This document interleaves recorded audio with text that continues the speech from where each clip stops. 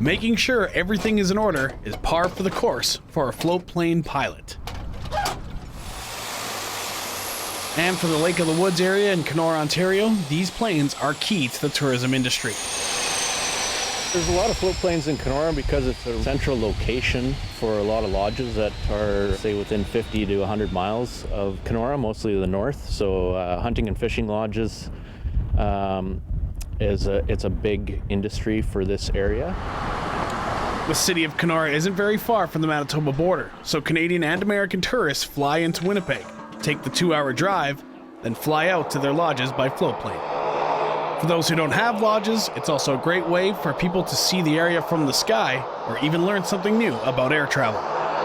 They're excited. I'm pretty sure some people think it's a museum, like an aviation museum. They come down here, they see these old airplanes that have been flying for over 50 years. They get all excited, they want to touch them, they want to get in them, and get as many pictures of them as they can, basically, right?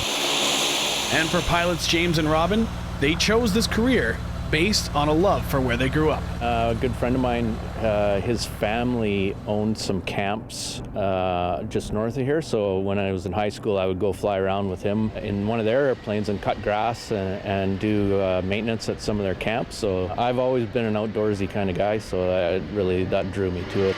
I started flying a few years ago, and it wasn't until last summer that I actually started working and flying float planes for a living, and I love it. Like, I grew up around float planes in Northern Ontario, in Red Lake actually, and it's something I always wanted to do.